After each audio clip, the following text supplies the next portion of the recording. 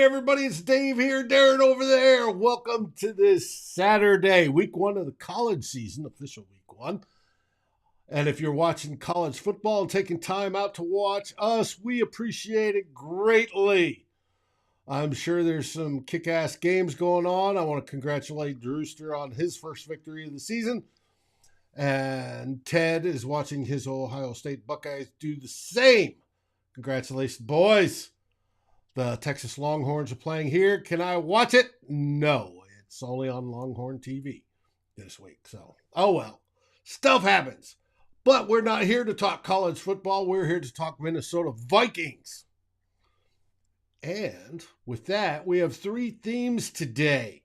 Our first one is the Vikings 53. Cut downs were made by Tuesday at 3 o'clock Central. As per NFL dictates, there were some trades. There were some cuts. There were some surprises. There were some unconventional things going on. We're going to discuss those here in a little bit. Then in our second theme, we're going to ask who's going to start at defensive end opposite of Dalvin Tomlinson? One of those moves and trades that Kwesi made was to get rid of Armon Watts and trade for Ross Blacklock. Is he the starter? We'll see. And then our final theme is, how do you like Kwesi now? It was absolutely a fun week, full of trades, different things going on. Absolutely. Some of it we didn't expect. Some of it we did, of course. And it was wild. Why did he do what he did? We'll discuss those today, right after this.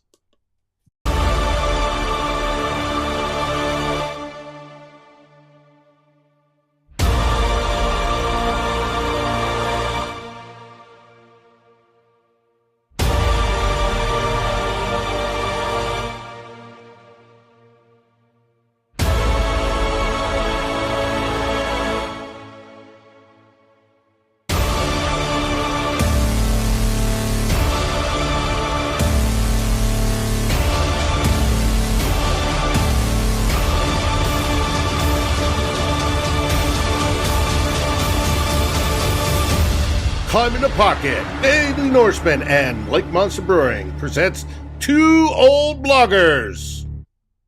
Hey everybody, it's Dave here again, Darren over there.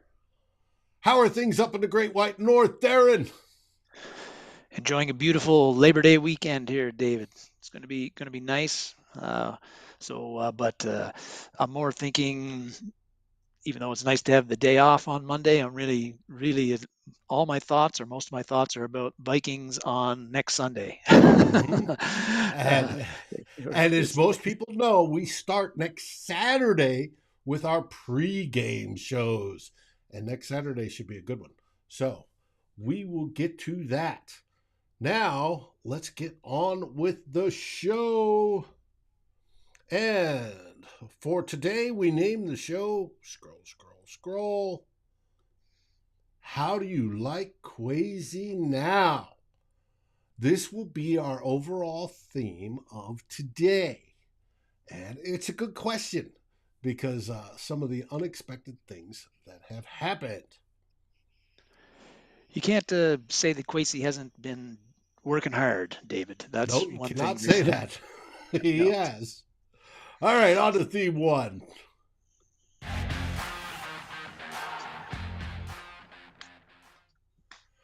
All right, Tuesday, he set the roster. And I'm going big screen here. I know the lettering's small. Sorry, people. It is what it is. Get out your bifocals or whatever. Yes, but here is the roster. And you can see I've got it divided by who's on the team, then the practice squad, and those that were cut. If you want to see this as an image in detail, let me know, and I will post it to Daily Norseman tomorrow. And I think he even color-coded it Trades like last week, where don't you have like who we had making the team and who you had making the team? They're different, yeah. That was thanks for doing that. That's a lot of work.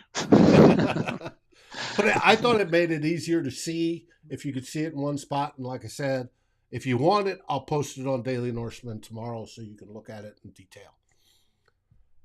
First things first.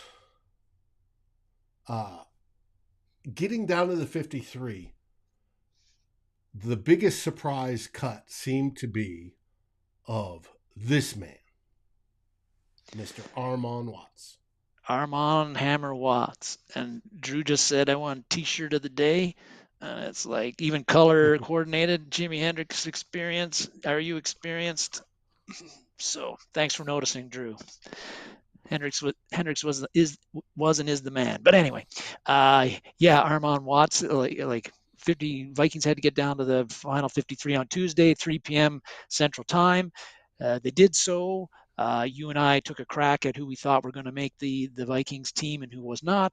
Last week, we got a lot right. We got some wrong. And there was couple unexpected things, and this was one of them. This was probably the biggest surprise to me, a bit of a shocker that Armon Hammer Watts, who we both had being one of the starting DEs for months, and we find out he gets cut, waived on Tuesday. Shocker. We're like, what's going on here?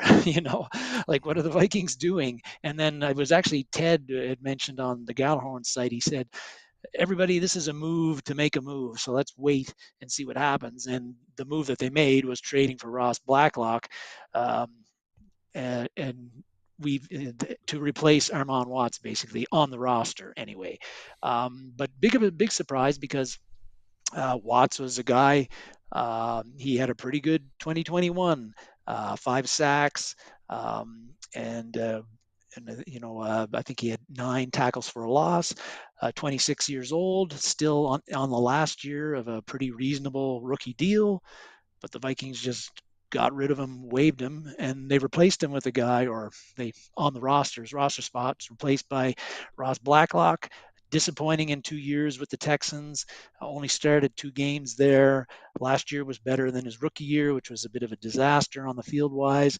And if you look at their Pro Football Focus grades, again, not gospel. I think we have to say this every time, but at least it gives us, a little bit of an idea of what these players how they may have performed the last year. Armon Watts' grades the last 2 years are far better than Blacklock's. So, why did the Vikings do this? Really, a lot of it might just be, my theory is that Ed Donatel wasn't really impressed with Armon Watts in his run defense and setting an edge. And so he decided we need somebody better on that side than Armon Watts. I don't think he was really didn't feel that Watts was a good fit for a 3-4 as a DE. Watts is a better fit as an interior pass rushing defensive tackle, and now he's been picked by the Bears and will be facing us twice, and they've gone from a 3-4 to a 4-3. So I think that Ed Donatel felt Watts is not a good fit for the defense I'm running. I like this Blacklock kid. We've got an opportunity to get him. Let's bring him in. What I was thinking, that's all quite possible, and we'll get into further depth into the theme too, as to why Blacklock, Bullard, Watts, why they are who they are, where they're placed, and all that, and how Ed Donatel wants to use them. But one of the possible reasons for this trade is to free up cap space. In the process, I know you're sitting there shaking your head. In the process, by removing Watts, that was almost $2.5 million off the books. Now, gaining Blacklock, the net is only about 1.4. Right now, the Vikings, as it sits per OTC and Sport Track, are anywhere between 3 and 2.5 million available in cap space, which is really, really, really close. Yeah. That doesn't give you any sort of basically rainy day fund. And it also precludes any trades without renegotiating other contracts coming up in the future. But it's really, really close, and it bought them space. That was my first impression when I heard the news that it is more of a money move than a quality of player move. It may be that the players, whether it be Blacklock or Bullard, play better in this scheme than Watts may have. But I thought the motivation was more money generated. I may be wrong, who knows, but I do think it was at least part of the consideration. Yeah, Dave, I would. You're probably right, and that was a combination of things. The fact that they could save a little bit on the cap when the cap space is tight doesn't hurt. I don't feel that that could have been like the overriding factor, because just over Right. 1 million doesn't seem like enough to get rid of a guy who is a promising player who I felt had more to give as a player. But he's gone. The thing that was also puzzling, besides the fact that they cut him, was, well, the fact that they cut him and didn't think he was 53 worthy, was that, like Armand Watts, I think, considering the year he had last year, he must have, I would feel that he would have some trade value, a guy like that. And they just let him go, and they didn't get any compensation for him at all. Meanwhile, we're trading, and we're not trading away much. We're trading, seventh rounders, and then we get a seventh rounder and we trade that. But Right. I just One, felt that we could have two got, yeah, years out. Yeah. yeah. Mm-hmm. I felt that, and Three. who knows what'll happen. We 1 or 2 years out, you can, with the amount of horse trading that goes on in the later rounds, you probably get that back anyway by trading back or trading. Free agents that get signed with other teams, you'll get a compensatory pick in the seventh round. Blah blah blah blah blah. But yeah, I just felt that it was kind of weird that Watts, who's a quality player, did they, maybe they tried and they couldn't get anything for him. I just kind of find that hard to believe that some team like the Bears, you think, would have even given up a Mm-hmm. sixth, a fifth, something for Armand Watson. We got nothing for him, and Well, then does ended up that trading away assets, draft capital to get Blacklock. That was a does bit, that I don't know. indicate maybe a last second decision and not enough time to generate trade interest? It possibly does, Dave, because yeah, like if they made the decision at 2:30 p.m. Central Time, and you got 3 p.m. is when you got to get down to the 53, that gives you half an hour to get work the phones, and maybe you can do that in the draft when everybody's there, but maybe not so easy when everybody's got cut down day and they're trying to figure out who they're keeping and not keeping, and they're busy waiving guys, and who Just are they like going to Kwesi looking. is. Yeah. Yeah. So yeah, you're right. I didn't think about that, but so there was that. So Armand Watts, surprise, less of a surprise, but still a surprise, was the other main cut was Emir Smith Marset getting cut. I felt that he looked pretty good in preseason. He's really improved compared to where he was last preseason, where he was pretty much useless, and and it was looking like he was going to be our starting punt returner. I felt pretty good about where he was as a wide receiver, not so much where he was as a punt returner. But but after they made the Jalen Rager trade, which was a surprise itself, they made the decision to get rid of Amir Smith Marset, and we got Sue That's a talk. lot, Anthony, if they're asking that. No Yeah, way. yeah, no way at all, considering the level of play he was at last Mm-hmm. year. But yeah, Hey, Donnie. I what, Amir Smith Marset, that was a bit of a surprise. The fact that they kept Jalen Naylor even over him, and Amir Smith Marset was going to be looked like our fourth wide receiver with BC Johnson going down. But I don't think that they would have made this move if Keenan McCardell, the Vikings wide receiver coach, wasn't on board with it. We know Keenan McCardell, or we've heard that he was very pounded the table during the draft day for Jalen Naylor. So if Keenan McCardell was on board with trading for Jalen Rager, cutting Emir Smith Marset, then I am too. I guess that's where it comes to, and we'll kind of get into this a little bit later on about the pros and cons to bringing in Rager as opposed to cutting Emir Smith Marset. So that was the two big surprises. The only other really surprise for me, a slight surprise, not a big surprise, was that they cut Blake Lynch, and I like Blake Lynch. He made some plays when he played last year. Not the biggest linebacker. Maybe they didn't feel he was a good fit. I like him more than Troy Dye, who they kept, but in the grand scheme of things, not really a big deal. And all the other cuts that were made, David, the Kellen Monds, the Wyatt Davises, the Zach Davidsons, the Jalen Twymans, the TJ Smiths, et cetera, et cetera, et cetera. No big surprises there. I had Mond Some of these guys. making, yeah, I had Mond making the team as a third quarterback, but as the week went on, it looked like that wasn't happening, and it didn't happen. We were going to try to put him onto the practice squad, but he got picked up by the Browns. Good luck to him there. Maybe Kevin Stefanski can get more out of him than we did here. But anyway, again, no great loss. T.Y. McGill, he was initially him getting cut was a bit of big surprise to me, but then we learned the ankle injury. They're putting him on the IR. He's done for the year. So if he hadn't have been put on the injured reserve, would he have made the team? It's hard to say right now. But yeah, I thought so, that he would have I been thought, that sixth interior defensive lineman. But they stuck him on IR with no chance of return. The only thing is he may get healthy, and he's supposedly got a high ankle sprain in 6 weeks, 2 months, whatever. And at that point, you'll probably see a release for injury settlement where he gets paid those yeah, weeks worth of his salary. Then he becomes a complete free agent and can not sign per the rules back with the Minnesota Vikings. So for I don't all know what more. Yeah, intents and I don't know what purposes, he's more. gone. Yeah, I don't know what more he could have done to make the team in the two games that he played and in the He was training camp that he outstanding. had, where his name kept being brought up. But again, I think the coaching staff, the defensive coaching staff, Kwesi Adofo-Mensah, maybe they felt like T.Y. McGill is in his 8th season. He's jumped around.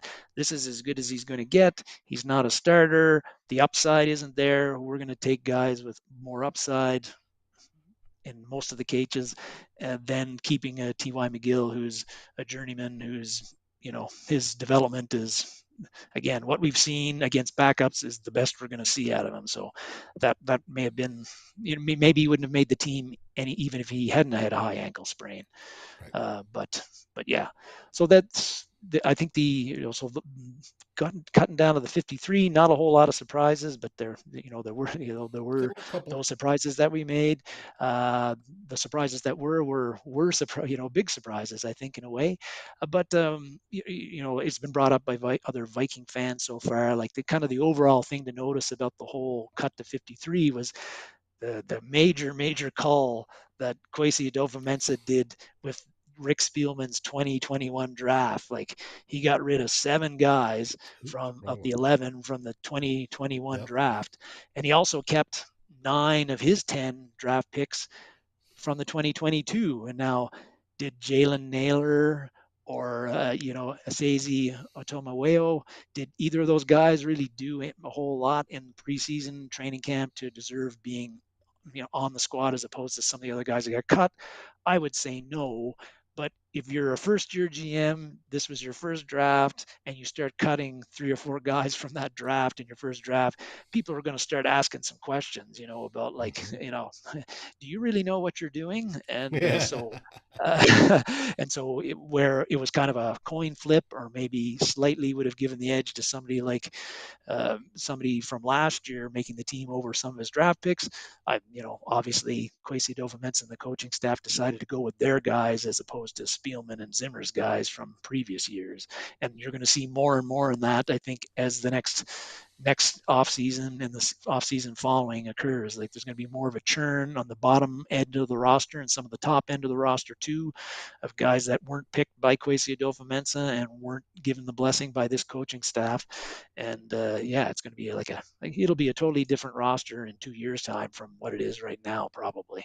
I agree. And especially as not only on the bottom churns out, but the top, as you said, when they start needing cap space, which they'll need some next year, how they make that and how some older players are, thanked for their service and released so that they can generate that cap space to bring on new players and draft new people and rebuild the squad in their vision, right? Versus the Zimmer Spielman vision. And yeah, like the one of the things that was mentioned after free agency was that, when everybody was expecting a blow up of the roster and there really wasn't one, and they're like, well, there really isn't a whole lot of difference in this Vikings roster compared to the one in 2021. So why do you think that, again, what's Kwesi Adofo-Mensah really doing there? Well, we're starting to see with the 53 what he's doing, and yeah, and we'll get into that more in a few Yep. minutes. And theme 3, Thomas asked about, let's get into regular talk. We'll get more of that in the theme 3. And in theme 2, which is next, late on the buttons today. There we go. First thing we're going to do is talk about the Ross. I keep wanting to say Ross Blacklock trade. All right. We are, because that was, I think, fairly significant trade that Kwesi Adofo-Mensah made. You're getting rid of one presumed starter and you're bringing in a kid again, which we talked about earlier. Pretty disappointing in his first 2 years with the Houston Texans, but they are trading for a guy who was the 40th overall pick in the 2020 draft. And if you read It was his like scouting the 6th reports, and the 2nd round, somewhere in there. yeah, he's a high draft pick. If you read the scouting reports on this guy from coming in, they were pretty bullish on Ross Blacklock, Mm-hmm. including our own Drew Bunting, Mm-hmm. who was, very, very high on this kid, especially as a pass rusher. And it just hasn't happened for him so far the first 2 years in the Texans, but they brought him. He gets traded to the Vikings. The Kwesi Adofo-Mensah, they got a bit of a Texas Christian University, a TCU thing going on here now. If you got Rager, Blacklock, and Austin Schlottman, I believe, is also from TCU. But yeah, if with Blacklock, he's listed as the starter opposite Dalvin Tomlinson on the Minnesota Vikings depth chart on their website. No, he isn't. But I believe I saw that. Oh, I think it's Bullard. Here, let me go. Team depth chart. Could make a liar out of me Defensive. here. Yep. Nope. Jonathan Bullard is the starter, listed as the Ah, starter officially. well, hey, I make mistakes all the time, but still don't Just ask don't your wife. yeah, and a lot of other people at work. But but don't let that stop you from watching the show. Uh, but I think with him being traded and the fact that he's a former second round draft pick, the assumption was that he would be in the mix. Well, he is in the mix as a He is in the starter at mix. defensive end, Mm-hmm. but is he going to be the starter? Really, again, Jonathan Bullard, as you pointed out, is listed as the starter on the depth chart. That's not going to excite a whole lot of Viking fans. Doesn't really excite me. But if Bullard is a guy who he knows, he was with Ed Donatel for 3 years in Chicago along with Vic Fangio, so a lot of familiarity there with Jonathan Bullard. He knows that 3-4 system very well. He's comfortable playing in the 3-4 system as a defensive end. Even though he won't give you much as a pass rusher, he's generally considered a pretty strong run defender. Again, I believe that that's one of the main things that Ed Donatel values out of his defensive ends in the 3-4, that they can set an edge, that they can defend against the run and allow the linebackers to rush the passer.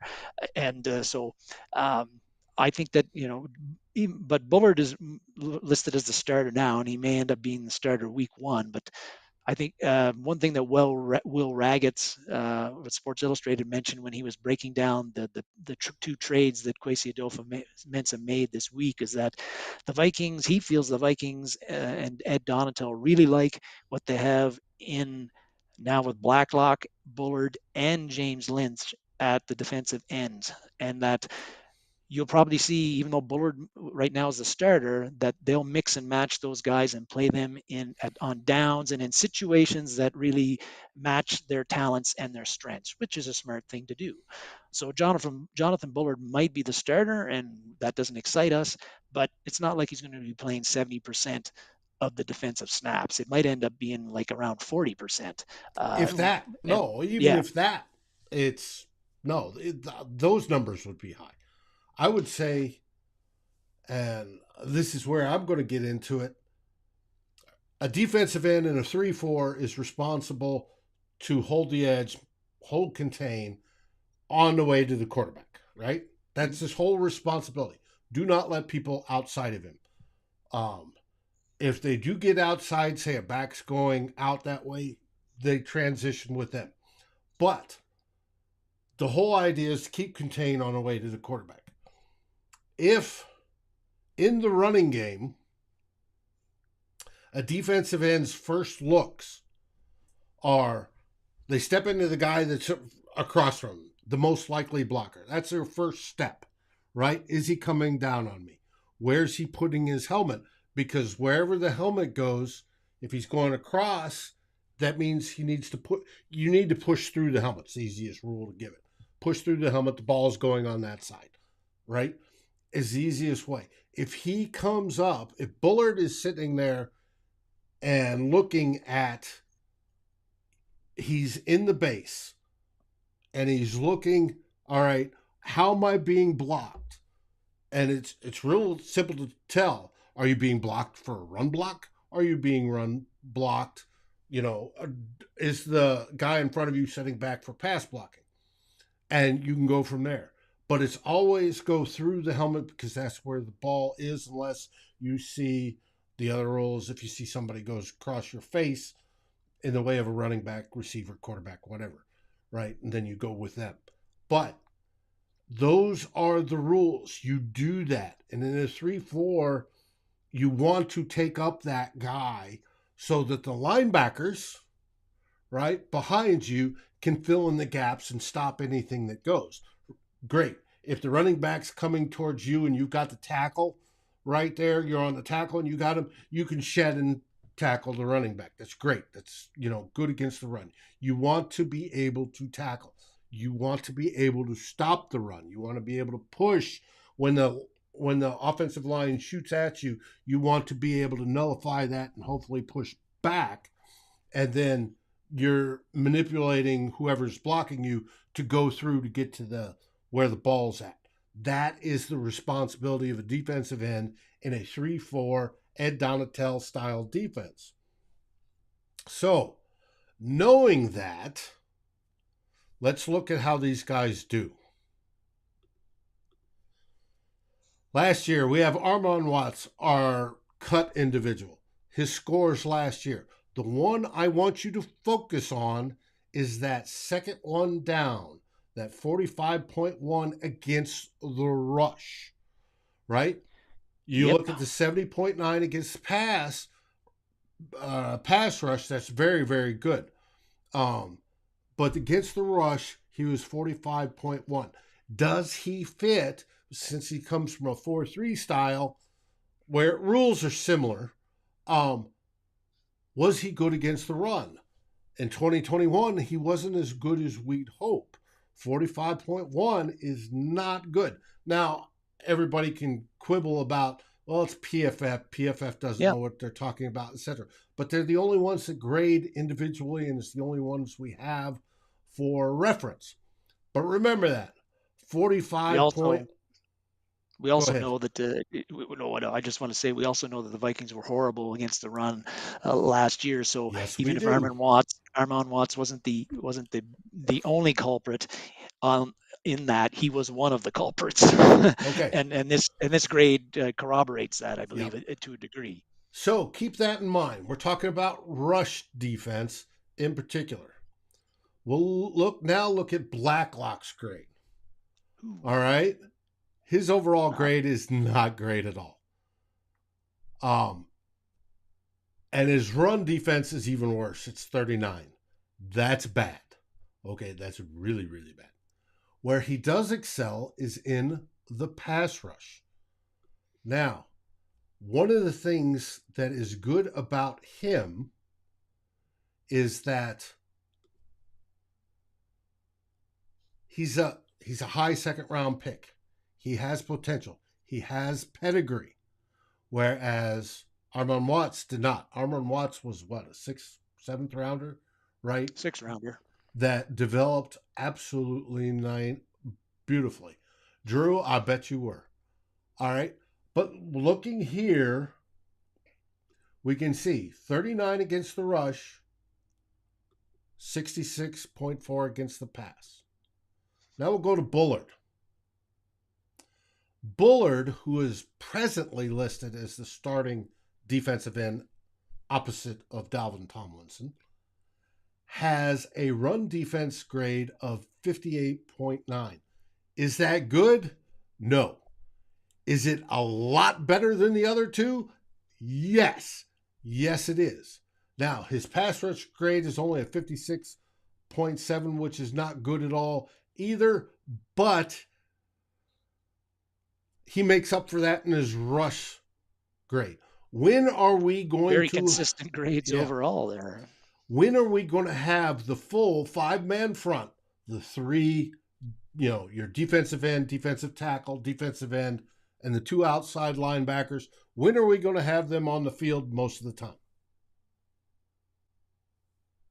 First down. In obvious run downs, which generally is first down, right? And against obvious runs. The best defensive end by last year's grades. Now we're under a new system, right? We're under the Donatel system, but the obvious best grades and against the run favor Bullard. This is where Bullard makes the case to be the starter. Now, in the Ed Donatel system, we're going to be, we have that illusion of complexity and all that wonderful buzzwords. In obvious pass downs, do you think we're going to run a five-man front? Well, no. Of course not. Bullard won't be there when he will be there. And if we need another defensive tackle there, they're going to bring in Blacklock because he's good at that, right? Yeah. But they're going to pull one of those guys off, and in obvious pass downs, it's going to be Blacklock, or if it's or neither of them, and they're going to have a nickel in or three safeties or whatever it is. But they're going to pull those guys. I think that they're going to be used in a rotational basis where if it's run, we're going to see Bullard. If it's pass, we're going to see Blacklock. And I think what they're trying to do is cover, if you could merge those two guys together, you'd have a very adequate guy opposite Dalvin Tomlinson. Dalvin Tomlinson by far is a very, very good defensive end in this league under the 3-5 system, technique under the 4-3. He's very, very good. But if you merge Bullard and Blacklock together, I think you have that other guy that is adequate, decent, and could fulfill what they're trying to do on this defense. That's why I see this move made, because Bullard has a better run stopping capability than even Armon Watts did. I think that's why it made this move possible. That's my assumption on this. One of the things that when we're talking about the defensive end position opposite Dalvin Tomlinson and who's there, one thing that seems pretty clear right now, unless Blacklock really takes a huge step in his play this year, is that I think you consider defensive end pretty early draft selection for the Vikings in the 2023 draft. I think that there was a mention there. I think Thomas mentioned it about would like to pick up Sheldon Richardson. Sheldon Richardson's he's unemployed right now, and that seems a bit odd because I thought he played pretty well last year. But the chances of the Vikings picking him up, I think, are less than 0%.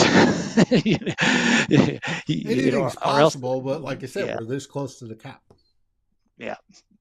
And again, he's another guy that may not be a very good fit for the 3-4 because he's last year he was a bit on the. I don't know. I was a bit surprised by how light he looked on the field. Really. So is he stout enough to set the edge and play in the 3-4 in Ed Donatel's? And again, like you say, with our slim cap number, would he play for the amount of salary that we could afford? Probably not. But yeah. I suspect, and it was stated by one of our viewers earlier, thank you, that if they do pick up another defensive end 5 technique tackle type deal, it will be after week 1 when the vested veteran clause out of the contracts disappears. So it's a bit of a switch here, right, David, for Vikings fans. Like, we're going to have to start looking at like what this coaching staff in a 3-4 is looking for in a defensive end. It's a lot different. It's different than what than a they've been 4-3. looking for. We were in a 4-3 for so long. It was so what the Vikings were looking for from their defensive ends under Mike Zimmer, when Denny Green was here, even if you go back to Floyd Peters in the mid to late 80s, what they were in the 4-3, of course, the defensive ends are expected to rush the passer. That's really job 1A. That's job They're the one, one yeah. they're the guys that are getting most of the sacks. When the 3-4, it's the outside linebackers that do that.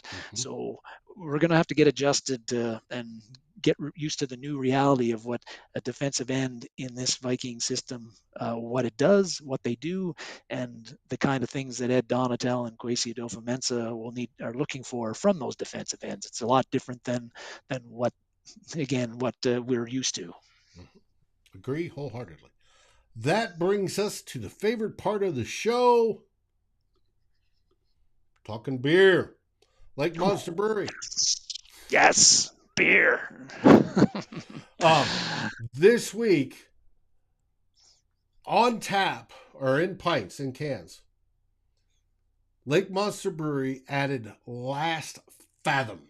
And I know that's small. I should have made that larger. And Ted, I want lots of Sackles too, but I also want a Last Fathom. It is a Munich-style Dunkel beer, but what is added to the mash is wild rice. Not just wild rice, but wild rice from Minnesota. It's one of us, right? And I asked Matt Lang quite a while ago if he'd done beers with using wild rice, and he said he had. It's expensive because wild rice is expensive, but you use it in a mash. It's one of the grains. And he's brought it back, right? Just for me. I'm assuming I'm taking that as well. I hope he sends me some because I want to try it. But it darkens the beer a bit. It gives it more of a sort of a nutty sort of flavor.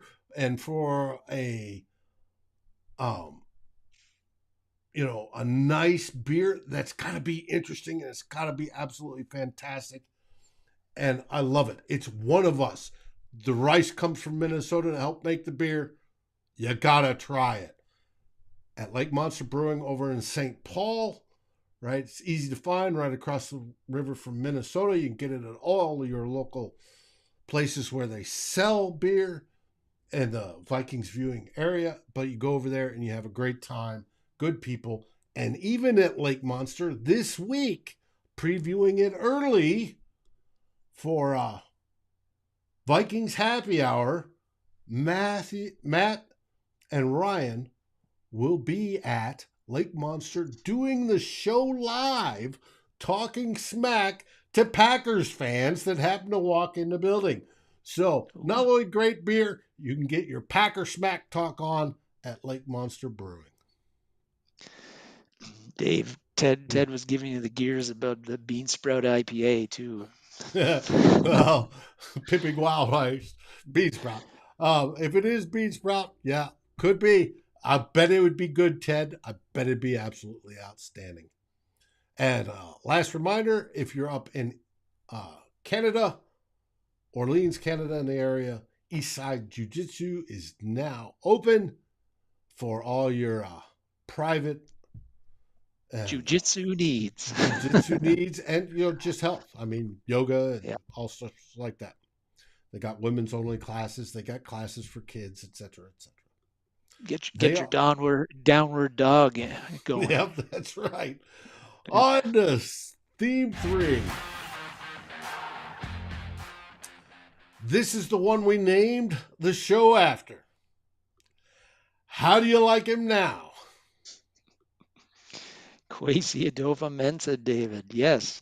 When, if you all remember back to January when the Vikings, the Wilfs hired Kwesi Adofo-Mensah as our new general manager, I think there was a lot of excitement, at least there was from me, about the hire. Here was a young, really smart guy, the Wall Street dude, he was a trader, uses analytics to help him make decisions, football decisions. He was a fresh face and going to bring a fresh new approach to the Vikings and how the team was run compared to how it had been run by Rick Spielman for the past 16 years. And, lots of excitement, right? And Mm-hmm. so now Kwesi Adofo-Mensah is overseeing the selection of our new head coach. Mm-hmm. He went through the free agency season and selected, went through that, went through his first draft where he was in charge, and now he's gotten through training camp and selecting the final 53 for the Vikings for 2022. And so, again, like, how do you like him now, right? A lot of people liked him a lot in January. Do you still like him in September? Do you think that are you worried about what he's done? Are you And happy with what he's done? he's made a Yeah. tremendous amount of moves in this period, getting the roster to where it is. We've had multiple trades, multiple cuts, beyond what was expected. Um, all of that came, and it's almost like he's an alpha marking his territory. It was Rick Spielman. Now Kwesi's full into putting his stamp on this team. It's his. It is his, and with Kwesi Adofo-Mensah, there was, again, we talked about early about the two big surprises when Armand Watts was cut, waived. Some Viking fans I was puzzled and not upset, but I was puzzled, and why, I don't know, that doesn't make really a Whole lot complete of sense. sense. Yeah. And then when the Amir Smith-Marset move went down, them trading Jalen Reagor for a couple of draft picks, including a conditional fourth in a couple of years. It could end up being a fifth if Reagor doesn't meet certain requirements, which we don't know what those are. But again, a bit more puzzlement, and even some people, Vikings fans, quite upset with this move. And so. Uh, you but and when particularly when the Amir Smith Marset move was made, I don't know if I was upset, but again I was puzzled and I didn't really like the move. But um, when these moves are made, Dave, I think it's always a good idea, instead of, don't go on Twitter and react right away. Mm-hmm. Think about it for a day or so, let it ruminate, look at different views, and then come back and see what you really think. And I think after a day of looking at it and considering the pros and cons, um, you know, I think that you look at what Kwesi Adofo-Mensah did, Armand Watts getting waived. Yeah, he was a player that looked like he had more to give, Mm-hmm. could be he was improving. He was young and still pretty cheap, at least for this year. But if you consider, and he was gonna, we did believe he was going to be one of the starting defensive ends, so one of the starting 11. But if you look at the Vikings defense right now, David, you can chime in on this too. Is like, is he a more important player than Danielle Hunter? No. Eric No. Kendricks? No. No. Dalvin Tomlinson? No. Harrison Phillips? No. Jordan Hicks? No. Hitman Smith? No. Cameron Dantzler? No. I would say he'd be the eighth slash ninth most, even Patrick Peterson, he might be the eighth, ninth, 10th most important player On the on that defense. defense. On Yeah. that defense, And just by he's not a position, guy. because you care more Yeah, about the linebackers, the secondary, especially the outside linebackers.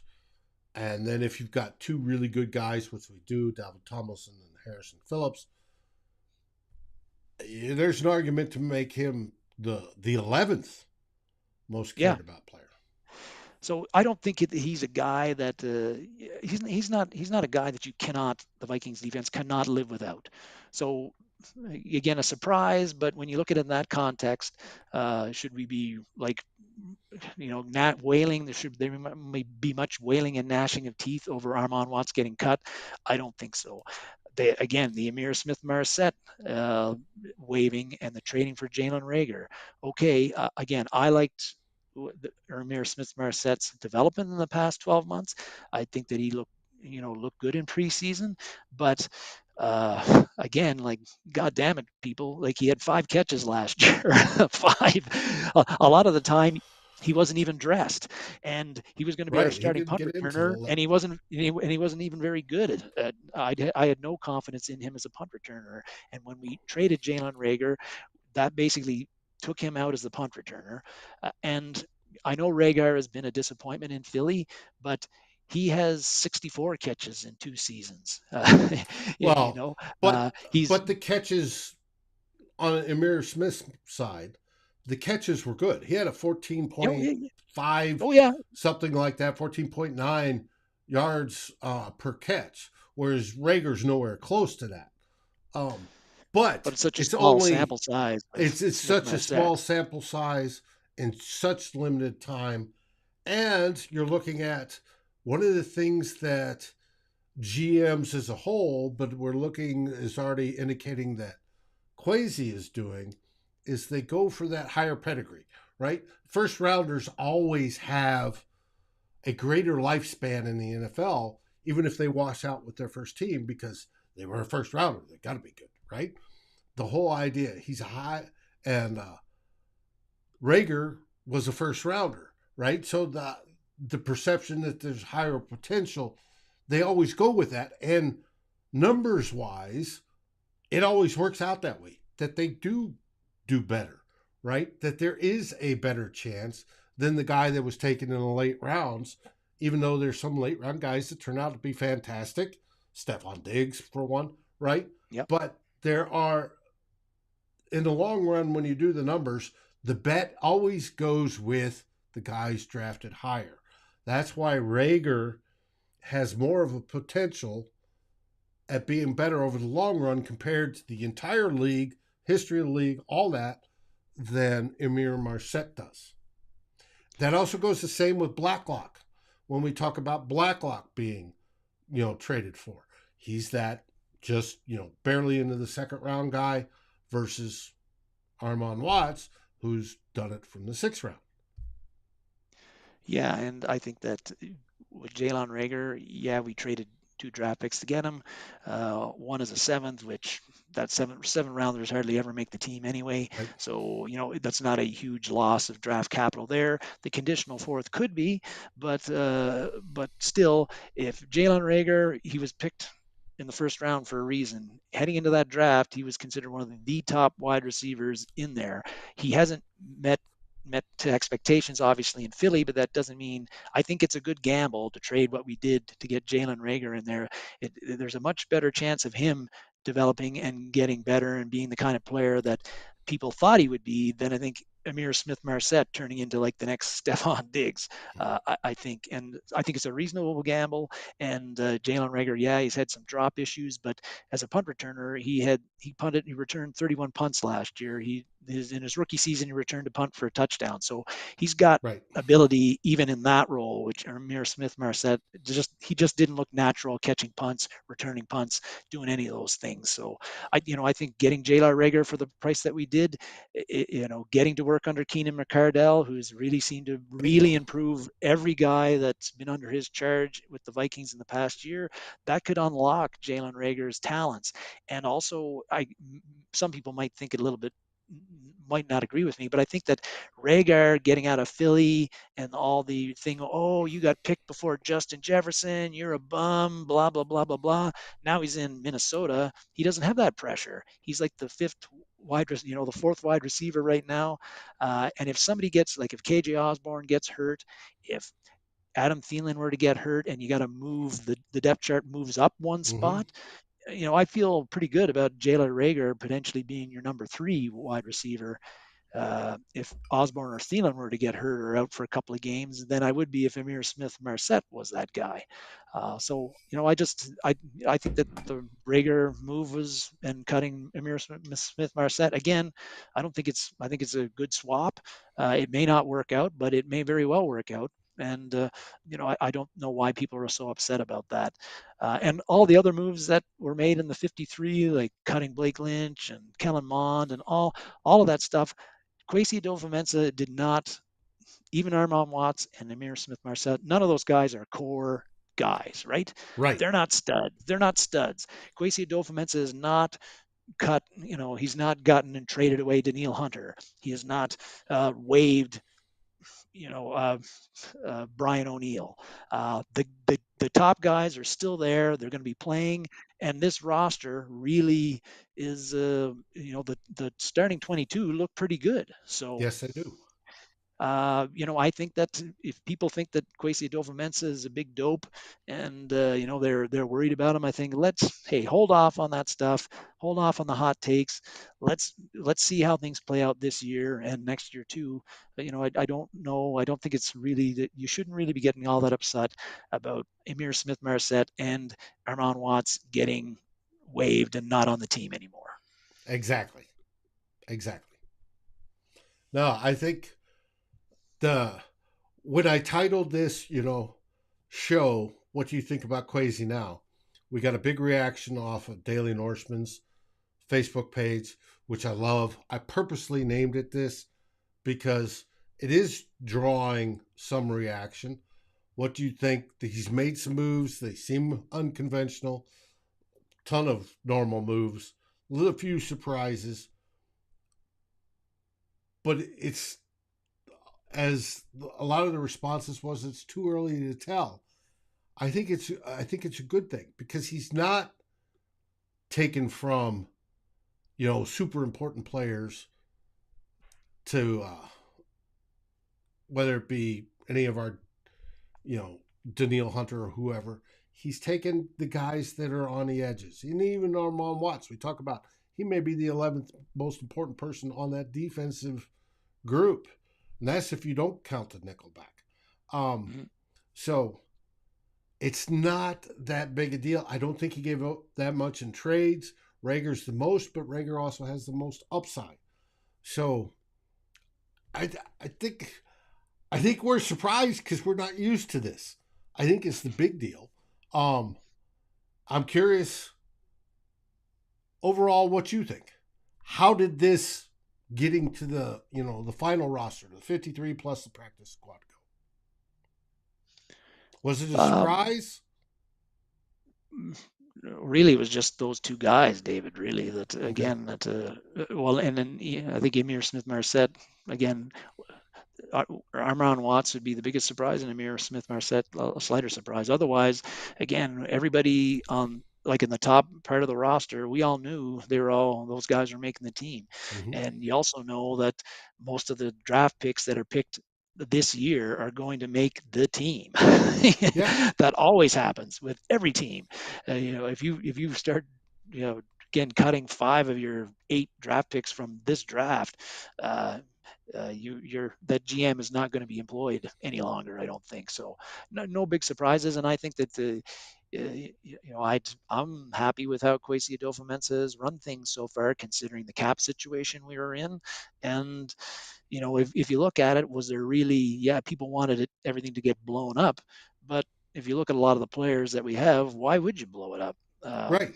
Exactly. Yeah, um, if you better coaching and a little bit maybe better years from a couple of players, and your 8 and 9 season, suddenly you're 11 and 11-6. Right. So, and in the playoffs and fighting for an NFC championship game, I think. Yeah. Mm-hmm. It may not turn out that way. With football's football, there's no guarantees, but I'm not alarmed by really anything that Kwesi Adofo-Mensah has done thus far as our GM.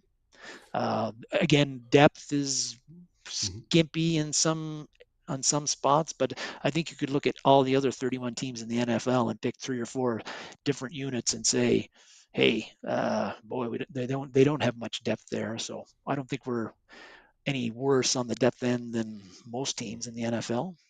Mm-hmm. I want to highlight one of the best. I should say one of the best. A very good comment here by Brian. Brian says was surprised to see 5 running backs and 5 wide receivers. the more traditional would be 4 running backs and 6 wide receivers. Think of it this way, since we're talking about Kwesi. Out of the players he kept, right? The players he drafted and the players he kept, whether it be, we're looking at the running backs, right? Ty Chandler, obviously, he's making the team. We know that because he's had such a good preseason, he runs so well, right? And he can see things open.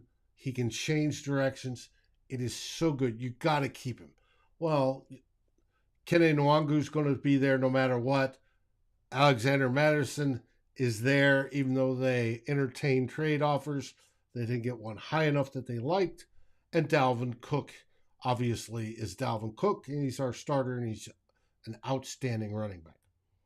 But if you look at what he drafted and traded for and everything else, if you look in the future, if you get rid of Dalvin because of cap issues next year, Ty Chandler looks to take his place, even above Nwangu, right? Kene will always have a place, maybe the backup, whatever, but you're looking at Ty Chandler. Next year, if Harrison Smith, unfortunately, has to be let go because of his age and he fell off a cliff this year, you have Louis Seen taking his place, right? And if you go through the draft choices and the folks we traded for, they all are replacements that step into place next year, right? He's looking towards the future. Everything fits, even down to the punter, right? And number 66, Mr. Wright. And I wish he could have Not kept for that. long. Not for long. He's going to be wearing number 14. I wish they would have petitioned to keep the 66. He should have been. But all that, if you look at every single one and then go, how does this apply to the future? You've got, Asamoah that may replace Kendricks. Seen that may replace Harrison Smith. You have Ty Chandler that may replace Dalvin Cook, right? You've got everybody there that can replace up into a quarterback. You don't have that backup quarterback yet, but it all fits that not only is it for this year to stay competitive, it's also for next year and the year after to build up these guys that are going to be aging out because they're coming to the ends of their careers. So this year you keep the older vets that are absolutely good and legends in Vikings land, right? Like Harrison Smith, but you make them possibly expendable in the future. Same goes for Adam Thielen. However, Adam Thielen will be here with us next year because of his contract. But 2 years down the road, he may not be. And all this looks, if you look at it in that scope, you can see what Kwesi has been doing. And I think it's outstanding because he's not doing it for just now. He's doing it with long-term vision, unlike what I think some of the moves that Rick Spielman made. So I give Chris Herndon. tip my hat off to him, and I think it's good so far. So we'll see how it plays out, but I think it is great to see what he's done so far. And folks, that wraps up the 3 themes. That wraps up the show for today. We appreciate you watching. We sure do. Yep. And remember, next weekend is the first official pregame of the regular season. And Darren and I will be talking about the Green Bay Packers, that team from Wisconsin with the quarterback, Aaron Rodgers, who's one of the best, Hall of Fame bound, who likes to eat mushrooms and other sort of things and date, women that call themselves witches and all sorts of weird things that he's gotten into, getting weird tattoos and everything else. So it should be fun. Any last words there, buddy? Just like you, I want to thank everybody for tuning in today, everybody for tuning in all off season in the summer and the low stuff. A lot of the same people, a lot of repeat watchers here, which I love. And I'm hoping, I know that Saturday, David, is college football day for a lot of people. They're watching their alma maters or their favorite teams. And Right. so I'm hoping that they will take a little bit of time out of their college football day to continue to watch this show on Saturdays, because we'll be here every Saturday talking about the Vikings, what happened during the week, and looking at the game coming up on Sunday or Monday or Thursday, whenever that might be. So I'm just hoping that we continue to keep up the strong viewership we've had. And again, thank everybody 100 million times for somehow thinking it's worthwhile hour to to watch me listen to talk two about old guys talk yeah, about Vikings football. yeah, and I'm one of them. Yeah. So Hey, thank you, everybody. over 2 decades of experience talking publicly about this team. So, hey, what more punishment can you deal out? We're positive. We think the Vikings are going to have a good season, even though I might joke about 8-1, but we think they have the potential to win the North easily and go far in the playoffs. So I wouldn't say easily, but potential to win it, yes. I think it's easier than you think. Well, maybe Matt if Rogers Anderson will, says, "Oh, you're not that old." No, we aren't ancient, but we're up there. And maybe if Rogers is, what he should do is take some magic mushrooms before the game on Sunday, and that's a great idea. I think that's an excellent idea for him. If he's seeing like having hallucinations on the field and having visions, could be good for us. Thomas says, been a fan since '69. That's when I saw my first game. Already, Thomas let's is older go. than he looks. So, what do we always say? We always say, Skol Vikings! Skol Vikings! And thanks for watching.